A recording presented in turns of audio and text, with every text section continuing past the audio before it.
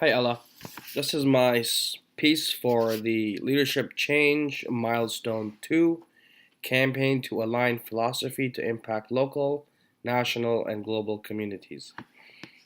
Provide an example of an existing campaign that's aligned with my personal leadership philosophy. Um, yeah, you know the instructions. So, a campaign that I'm involved with, I I was kind of involved with a prisoner advocacy type organization mildly that kind of fizzled out, and I saw a good value in what they were doing, but they're non-existent anymore. So I was inspired to um, create my own organization with a colleague of mine. So I am co-founding an organization called PAPA, PAPA, Prisoners Are People Also, and we work to fully rehabilitate offenders and people who have been affected by the criminal justice system. That includes their families, communities. All these people experience trauma as well. We provide um, capacity, skill building, employment skills, and then we pair them with employment partners that we have that will take them in with pretty good income, job security benefits, stuff like that. So it's really in touch with what I am passionate about. It's in line with my leadership philosophy because many of these people's situations are exist because they weren't heard. Like look at my leadership philosophy: good listening, collaborative mindset, socially flexible, wants to see people succeed. You know, all these people ended up there because their communities weren't listened to. They weren't listened to. They weren't heard. They weren't understood. Nobody tried to work with them. Nobody tried to collaborate with their needs. Nobody tried to collaborate them with resources or assets in the community, or nobody tried to help them collaborate themselves. Um, Nobody has been socially able to work with them clearly, so nobody took a socially flexible approach to these people. They more so applied the book to a lot of these people, negating and ignoring the situations that they grew up in, they live in, they came with, situations that happened to them, that they're born with, so many factors. And n- nobody was socially flexible with them, and nobody wanted to see them succeed. Otherwise, obviously somebody would have cared enough out there to provide support and funding and programs out there to help these people. Instead, they fell through the cracks, and they were let to fall through the cracks, I feel. So this goes right in line with my leadership philosophy. All those four things I just listed is a complete cycle with what I believe all these people possess. Nobody applied any of these things to them, and so I wanted to apply those things to them, and so that's why I was so driven um, to be a part of this organization.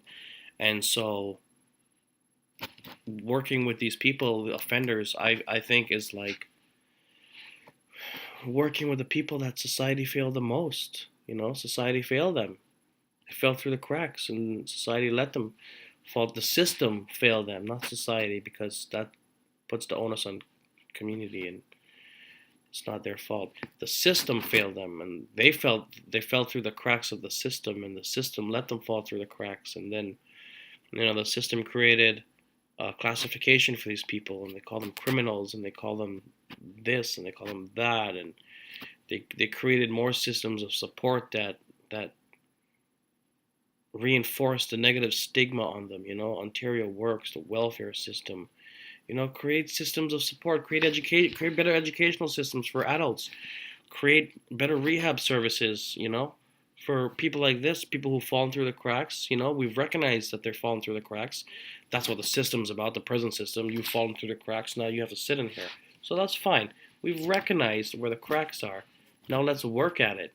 Let's try to fill in the deficiencies that these people have lived with their entire lives. Let's listen to them. Let's collaborate with them. Let's collaborate them with the resources we already have that are out there. Let's be socially flexible. Let's understand their individual situations. Wow, like, come on. This is getting deep. I'm starting to get this. I'm starting to understand this thing. Lastly, what was I saying? Lastly, I want these people to succeed. Somebody has to want to see these people succeed for once in their life. Clearly, nobody at any point in their life wanted to see them succeed so much enough to be so involved. And I want to be that person now. I want to be involved in their lives. I want to reach out and say, okay, nobody's offered you a hand before. Here, you know, it's not a handout. It's take my hand, shake my hand. Let's work together. Let's help you help yourself. Let's. I am interested in creating productive, healthy, sustainable members of society. Coca-Cola wants to make pop. I don't know. Febreze wants to make spray. Goodyear wants to make tires. I want to make productive, healthy, well, sustainable human beings, who can contribute to the overall goal of creating a healthy, sustainable world. So I feel if we can turn this group of people around, this quote unquote bottom of the bottom, that's what they're labeled as, group of people, if I can help turn these people around and help them empower themselves, well, then there won't be anybody else falling through the cracks. So they will be producing members of society, and then we can work towards a collaborative, and there'll be more numbers for the efforts, for social action, social change, and that's how you affect policy with numbers and educated numbers. And so that's what I like to create. That's my product. That's what I want to create for the world. So what is this question even about? Wow, how does this even happen? This is what you guys. Wow. So how would it impact on a local, national, and global level? Well, locally, this is how I want to help the communities. I want to help everybody who's fallen through the cracks in every little community out there, every community that has fallen through the cracks, and every person that has fallen through the cracks in that community. So I want to start with communities, and and and locally, I live in Toronto. There's so many communities that I already work with, as well as you know populations in Lindsay, Brantford, Kitchener, the West Detention Centers. All they're all over. So there's a lot of communities I would like to start working with through this type of work and these programs that I have designed and whatnot. On a national level, I hope to affect the Canadian correction system. I hope to work with them, and I hope to show them the benefits of my programming and my rehabilitation services, because nothing like this has ever been done before. I mean, it's one thing to punish somebody for committing a crime. I'm not saying that's wrong, but you should also, at the same time, try to understand why they commit the crime, and how you can help them not commit crimes further. It only makes sense. Otherwise, you're creating and perpetuating a cycle where they fall right back in. You can't take somebody in and then have them do hard time, and then when they walk out, you give them a label for life that prevents them from finding work. You can't take somebody's opportunities away after they've paid their dues, after you've recognized where they need help. It is wrong for you to let that person out with less opportunity, more anger, and less faith in the system and the world. And so I want to work with the Canadian correction system. I'm digressing so much, but this is good digression. I want to work with the Canadian correction system to help take this national. I want to help offenders in Vancouver, in Edmonton, in all the hubs. That's where you start. That's the biggest catchment areas. I want to go national. I want to work with the Canadian correction system. I want to work with a national organization.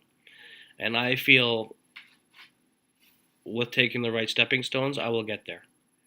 And I hope that will be an example to affect other global institutions as well, especially in the States, in America, where prisoners are treated like absolutely nothing.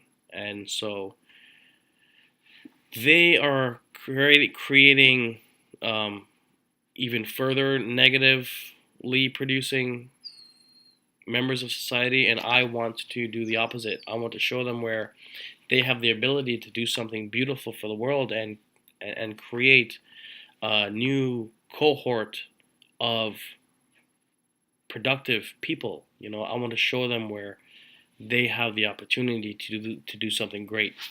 They have a system that's already in place and it's working to some extent with improvements and collaboration with the right people and organizations with the right intentions.